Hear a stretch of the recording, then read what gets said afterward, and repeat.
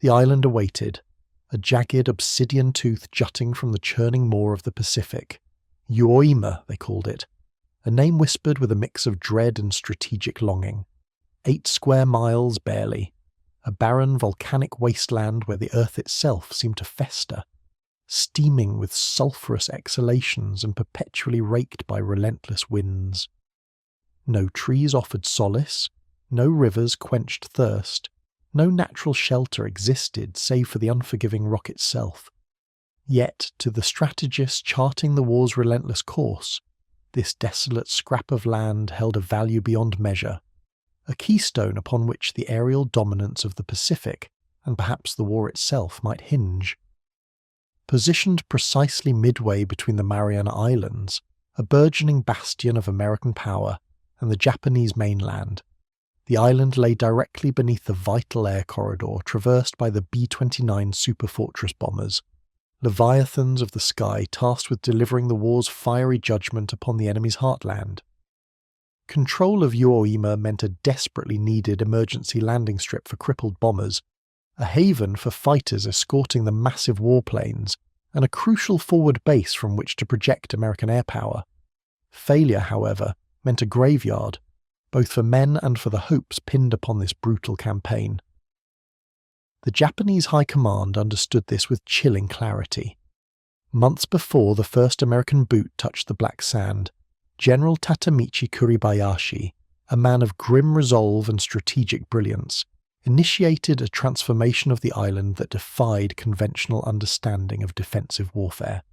He did not simply order the digging of trenches, the erection of barbed wire, or the construction of surface fortifications. He orchestrated a metamorphosis of the very island itself, turning it into a subterranean labyrinth, a network of interconnected killing zones designed to bleed the invaders dry.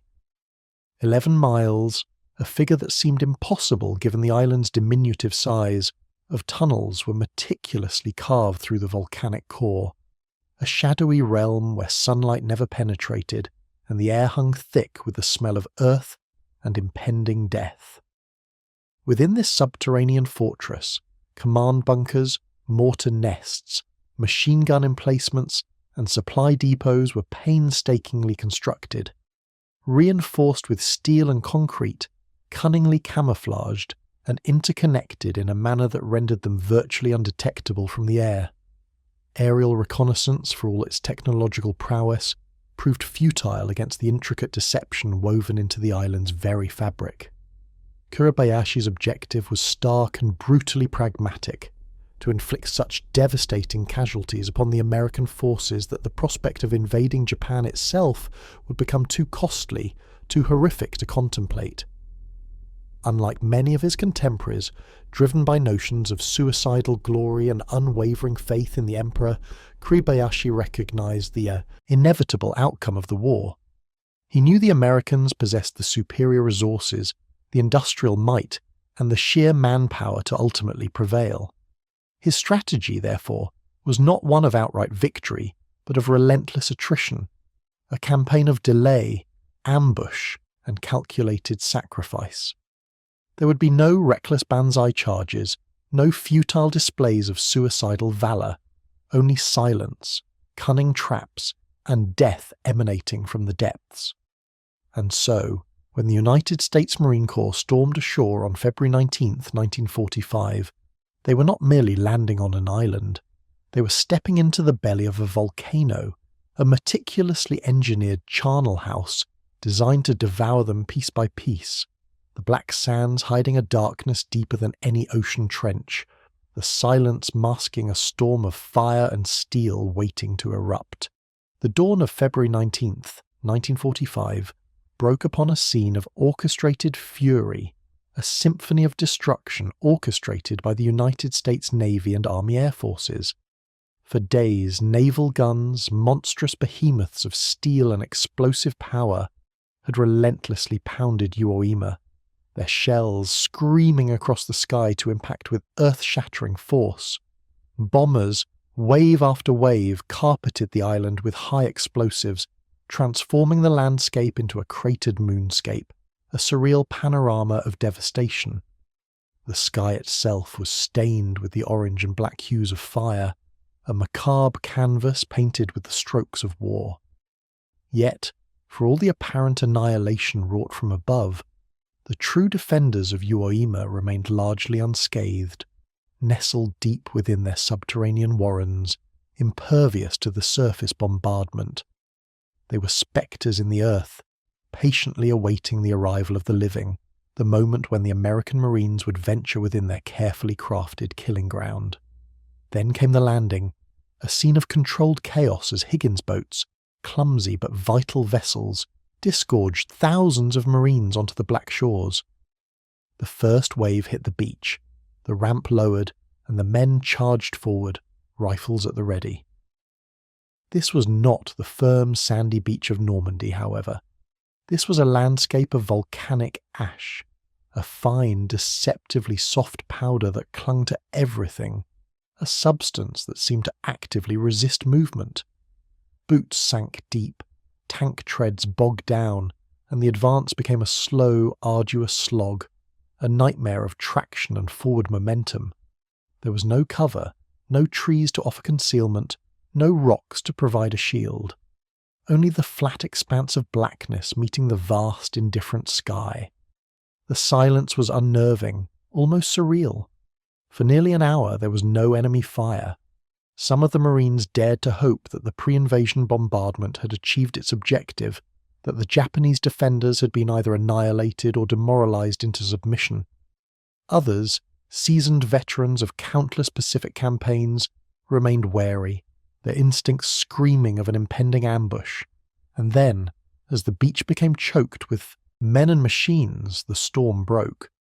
From hidden pillboxes meticulously camouflaged into the slopes, and from cleverly concealed gun emplacements, the Japanese unleashed a maelstrom of fire.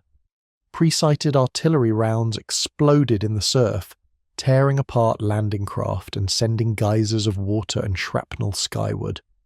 Machine guns, their barrels glowing red-hot, raked the beach with relentless streams of bullets. Mortars rained down, their deadly payloads detonating amongst the densely packed Marines, transforming the sand into a charnel house. Within minutes the initial confidence evaporated, replaced by pandemonium and a desperate struggle for survival.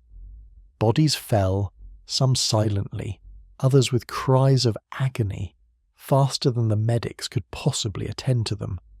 Radios crackled with confused reports, pleas for support, and the desperate shouts of men facing annihilation.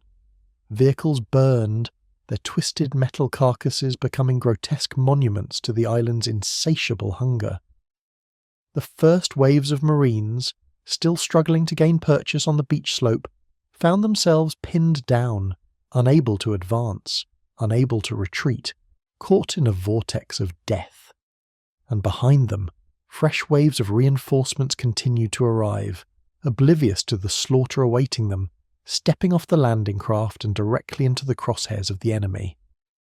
What the Japanese had orchestrated was a masterpiece of brutal efficiency, a calculated trap designed to maximize carnage. They had allowed the Americans to land, to commit their forces fully, and then unleash their fury, cutting off any possibility of escape. Kurabayashi's forces were not aiming to hold the beach. They sought to transform it into a killing field, a testament to the island's impenetrable defences. And they succeeded. Even when Marines managed to push inland, they found themselves navigating a nightmarish terrain of craters, tunnels and concealed emplacements, a battleground that defied all conventional understanding of warfare. There were no clearly defined front lines, no safe zones, no respite from the constant threat of attack. An enemy pillbox could be cleared, seemingly silenced, only to have its occupants reappear moments later from an unseen tunnel, ambushing the unsuspecting Marines from behind. The Americans were not just fighting forward, they were fighting ghosts, spectres emerging from the earth itself, assailing them from the flanks, from the rear, even from beneath their feet. Grenades, rifle fire and satchel charges proved largely ineffective. The enemy was too well protected, too deeply entrenched. Getting close enough to deliver a decisive blow meant crawling across open ground under a hail of machine gun fire, a near-suicidal act. And even if a Marine managed to reach a pillbox, the zigzag interior walls and reinforced concrete often absorbed the force of the blast, sparing the defenders inside. The battle for Uoima was a war of inches, a grinding, relentless struggle that was tearing the Marines apart both physically and psychologically. The traditional weapons of war were proving inadequate. The Japanese had built a fortress within the island itself, an impenetrable bastion of death. And at the heart of this fortress lay the pillboxes, not mere concrete bunkers, but meticulously engineered killing machines. These pillboxes were not mere fortifications of concrete and steel. They were masterpieces of death, each one a testament to the ingenuity and ruthlessness of the Japanese defense. Reinforced to withstand direct hits from tank shells and naval guns, their entrances were cunningly concealed behind natural rock formations, angled to minimize the risk of direct fire.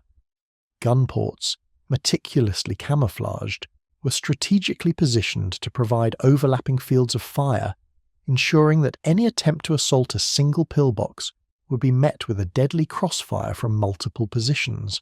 A lone Marine could not simply charge a pillbox.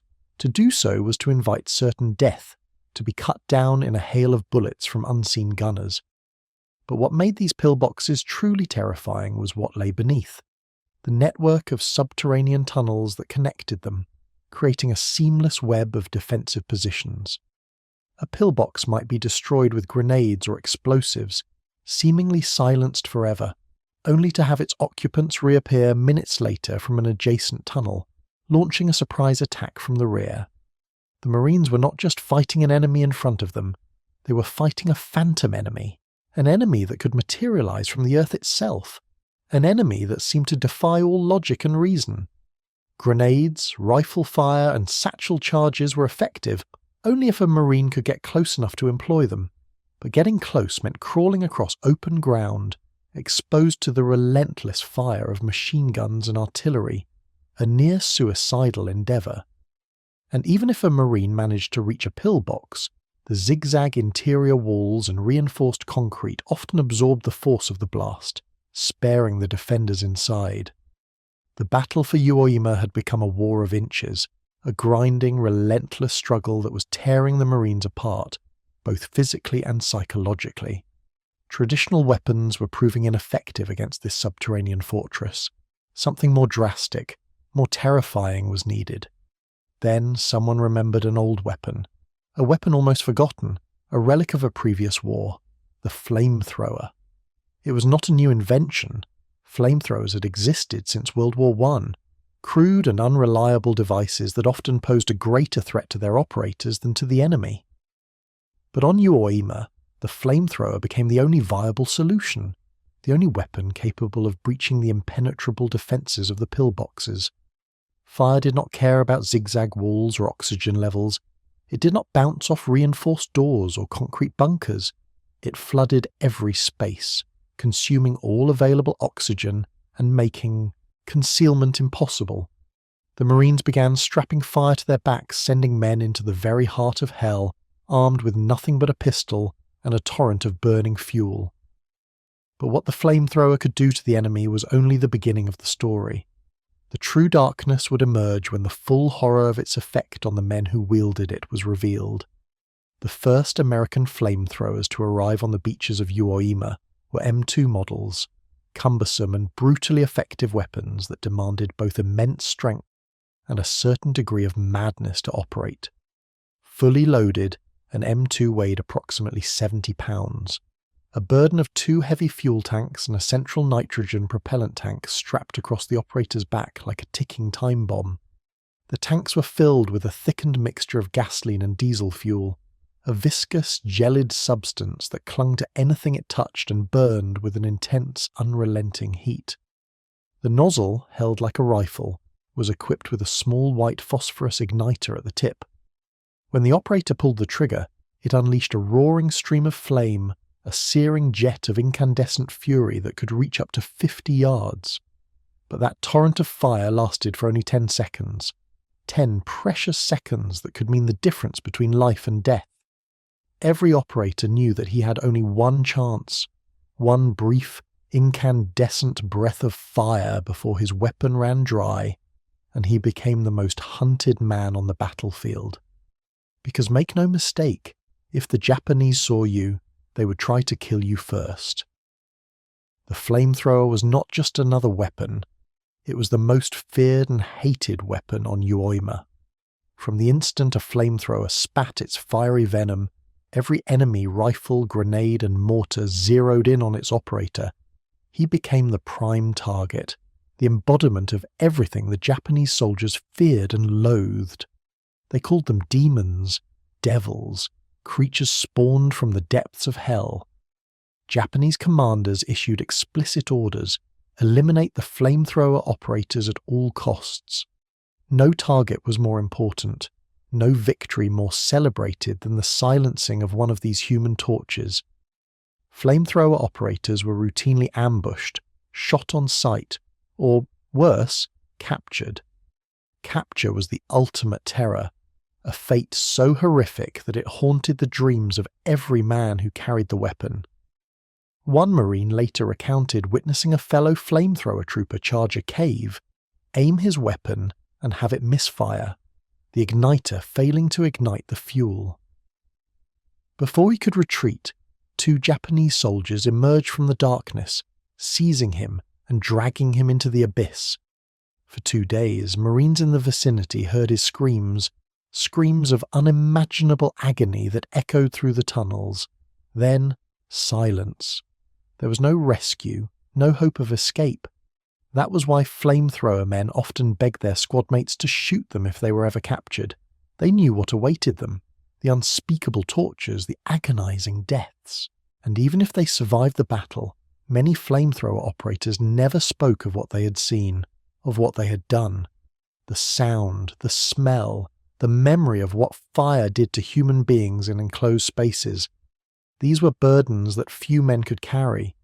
The flamethrower did not just kill, it incinerated, reduced men to ash and bone in a matter of seconds. Carrying that burden, both literally and mentally, broke men, shattered their minds and spirits, leaving them hollow shells of their former selves. Even those who survived the war came home with nightmares that never faded, haunted by the faces of their victims, by the screams that echoed in their dreams. The flamethrower was not terrifying merely for its destructive power. It was terrifying because it forced a new kind of moral reckoning. You were not shooting someone from 300 yards. You were burning them alive at 10 feet, watching their flesh melt and their bodies contort in agony. And while most flamethrower operators claim that they were simply doing their duty, obeying orders, many admitted years later that they never truly came to peace with what they had done, that the moral weight of their actions haunted them for the rest of their lives. The M2 flamethrower did not simply shoot fire, it created an inferno, a localized hell that reached temperatures of over 1,000 degrees Fahrenheit. Inside caves and pillboxes, it vaporized the air, consuming all oxygen in a matter of seconds. The intense heat and lack of breathable air caused near instantaneous collapse. Victims succumbed to asphyxiation and heat stroke before the flames even touched them. Some post-war medical studies claim that victims likely lost consciousness before feeling any pain, a merciful deception designed to ease the consciences of the men who wielded the weapon. Others were not so sure. They suspected that the reality was far more horrific. But to the men who used the flamethrower, it never felt clean. It never felt right.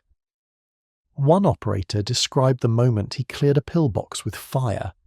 When he climbed inside after the smoke had cleared, what he saw made him vomit.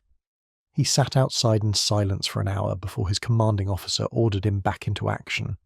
There was no time for emotions, no space for guilt. The war demanded its pound of flesh, and the Marines were expected to deliver.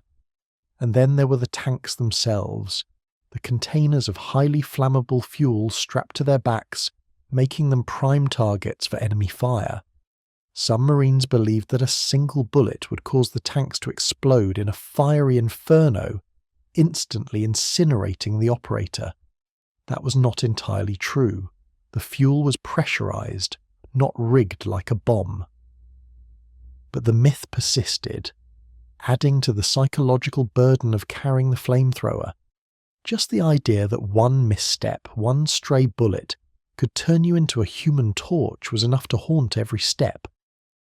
The real horror was psychological. Flamethrower operators, after witnessing the effects of their weapon, often refused to use it again. They begged to be reassigned to other duties. Some vomited before missions, others confessed decades later that they had never told their families what they had done during the war. The flamethrower worked. It saved lives by ending seemingly impossible standoffs, but it also broke the men who used it, leaving them scarred and haunted for the rest of their days. And when the Marine commanders realized that they were losing flamethrower operators faster than they could replace them, they turned to something even more terrifying than a man with a flame strapped to his back. They sought a solution that would deliver the same devastating firepower without sacrificing so many lives. The answer to the carnage was not more men, it was more metal. As the casualty rate for flamethrower operators soared past 90%, a chilling decision was made, one that reflected both the desperation of the situation and the cold calculus of war. Put the flame inside a tank. The result was the M4A3R3 Sherman, a standard medium tank meticulously modified to replace its main gun with a flamethrower, a rolling engine of fire and destruction. It became known as the Flame Sherman, and when it arrived on Jima, everything changed. Where the backpack M2 flamethrower had a range of only 50 yards, the Flame Sherman could project its fiery stream nearly 100 yards, a significant increase in firepower and tactical reach. Where a Marine carrying an M2 had only 10 seconds of fire at his disposal, the Flame Sherman carried 300 gallons of fuel, enough to deliver multiple bursts of flame across an entire battlefield, incinerating everything in its path.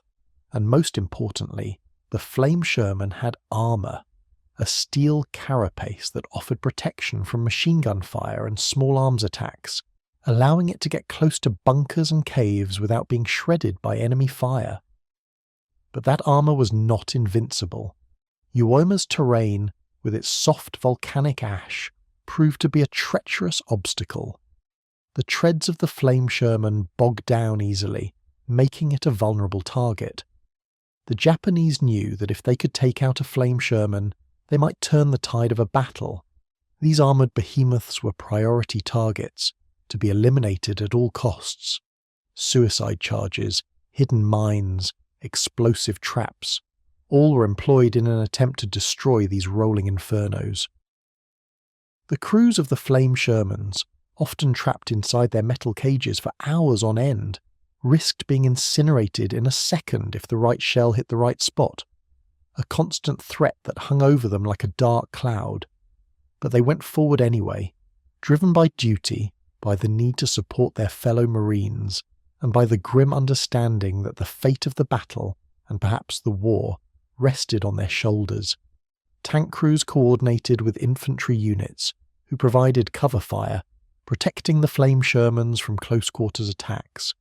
Regular Shermans flanked them, providing additional support and suppressing enemy fire. The Flame Shermans would roll up to the front line, angle their flamethrower nozzles toward a tunnel entrance or bunker, and unleash a torrent of fire so intense that it melted steel and glass. A searing blast of hellfire that left nothing but ash and charred remains in its wake. Their psychological impact was devastating. Entire enemy positions surrendered at the mere sight of them. Others simply fled into the smoke and chaos, abandoning their weapons and positions in a desperate attempt to escape the flames. Some Marines described it as watching hell break open, a vision of pure, unadulterated terror unleashed upon the earth. And yet, for all the horror and devastation they worked, without them, the island might never have been taken. The Japanese defences might have proven too formidable to overcome. The Flame Shermans were instrumental in breaking the stalemate, in pushing the Marines forward and securing victory. And for one Marine, Herschel Woody Williams, his actions with the flamethrower would become the stuff of legend, a testament to courage, determination, and the indomitable spirit of the American fighting man. February 23, 1945, the same day that the iconic American flag was raised over Mount Suribachi, a symbol of hope and victory amidst the carnage of war. But below the mountain, a different battle was raging. A battle where the terrain offered no hope, no symbolism, just death and destruction. It was there, amidst the black volcanic ash and the relentless enemy fire, that Herschel Woody Williams, a quiet Marine from West Virginia, was handed what many considered a suicide mission: destroy a series of pillboxes that had pinned down his entire company, halting their advance and inflicting heavy casualties. Multiple Marines had already been killed or wounded trying to accomplish this task. No one wanted the job. It seemed an impossible feat. Woody, however, said yes. Without hesitation, he accepted the mission. With 4 fellow Marines assigned to provide covering fire, 2 of whom would be killed within minutes, Woody began crawling across the volcanic ash, the M2 flamethrower strapped to his back, a ticking time bomb under a withering hail of machine gun fire. His target was a series of concrete bunkers, fortified with steel and manned by fanatical Japanese soldiers, positions that had been dug in deep and strategically positioned to create overlapping kill zones. Any attempt to approach them was met with immediate coordinated bursts of fire, a gauntlet of death that few could survive. But Woody moved with a strange calm, ducking behind ridges and shell craters, choosing his moments carefully and displaying a preternatural ability to anticipate the enemy's movements. He snuck up on the first pillbox, found a narrow slit near the air vent, and shoved the nozzle of the flamethrower inside. Then he pulled the trigger. A searing blast of fire tore through the bunker. A wave of intense heat and suffocating smoke followed by screams of agony that quickly faded into silence. He didn't pause. There was no time for reflection, no opportunity to savour the moment. Woody turned and moved toward the next pillbox, then the next, each assault a desperate gamble against overwhelming odds. In between assaults, he sprinted back to the rear line to grab another fully loaded flamethrower. The fuel on each M2 lasted only seconds, and he needed every advantage he could get. By the end of his run, he had single-handedly cleared 7 enemy positions, a feat of extraordinary courage and unwavering determination. At one point, a Japanese soldier charged him with a bayonet, a desperate attempt to stop the Marine who was wreaking such havoc on their defences. Woody turned, fired a jet of flame, and stopped the attack in its tracks, the soldier collapsing in a heap of charred flesh and bone. He was relentless, focused, mechanical. Some would later say that he moved like he was already dead, as if nothing could touch him, as if he was immune to fear. When the dust settled, the American Marines advanced, their progress made possible by Woody's actions. What made Woody different was not his strength. He was not the biggest or the strongest Marine in his company. It was his calmness under fire, his unwavering focus, and his refusal to let fear paralyze him. Qualities that allowed him to perform extraordinary feats of courage in the face of unimaginable danger. He didn't brag about his accomplishments. He didn't seek recognition or praise. He couldn't forget what he saw. He couldn't erase the memories of the men he had killed or the horrors he had witnessed. But the Marines never forgot him. They recognized his valor, and they knew that he had saved countless lives. Woody Williams was awarded the Medal of Honor, the nation's highest military decoration, becoming the only flamethrower operator in World War II to receive that distinction. His story became a legend, a symbol of American heroism in the Pacific. But the truth behind that medal was far more haunting than heroic. The weight of his experiences on Iwo Jima stayed with him for the rest of his life. Woody Williams lived until 2022, passing away at the age of 98, a long life marked by service, humility, and a quiet dignity. But even in his final years, the memories of Uoima lingered just beneath the surface, a constant reminder of the horrors of war and the sacrifices that had been made. In interviews, he admitted that he couldn't remember much of the actual battle, likely a defense mechanism, a way for his mind to protect itself from the trauma. What he did remember were the faces of the Marines who didn't come back, the friends who had laid down their lives to give him just a few more seconds, the ones whose names were etched in stone while he walked among the living. "I've never considered myself a hero," Woody often said. "The heroes are the ones who never came home." His humility masked a deeper torment. Even decades later, Woody wrestled with the moral weight of what he had done, with the knowledge that his weapon had not just killed, but incinerated, that it had not just eliminated threats, but erased them from existence. And for all the strategic value of the flamethrower, it left scars on both the enemy and the operator, wounds that time could never fully heal. Woody never glorified the flamethrower. He respected its necessity. He understood that it had been a vital tool in a desperate situation. But he mourned its reality. He recognized the inherent brutality of the weapon and the toll it took on those who wielded it. And he wasn't alone. Flamethrower operators from the Pacific War rarely spoke of their role. Many refused to tell their families what they had done. Others lived in isolation, consumed by guilt or crushed by trauma. Veterans groups reported disproportionately high rates of alcoholism, depression, and even suicide among former flame troopers, evidence of the profound psychological damage inflicted by the weapon. Psychiatrists who studied combat trauma in the post-war years noted that those who used flamethrowers experienced moral injury more deeply than others. They weren't just taking lives, they were extinguishing them in ways that felt unnatural, violating fundamental moral codes. That memory of flesh and fire, of cave screams echoing through the smoke, stayed locked inside, a constant reminder of the horrors they had witnessed and the acts they had committed.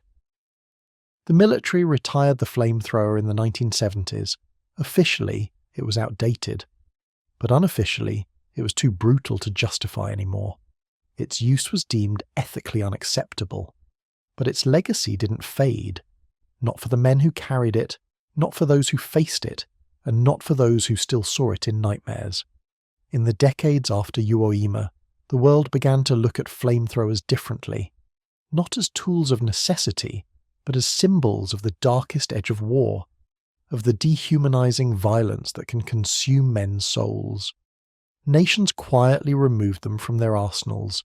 Military ethics experts debated whether their use should be considered a war crime, and international treaties began forming around their limitation.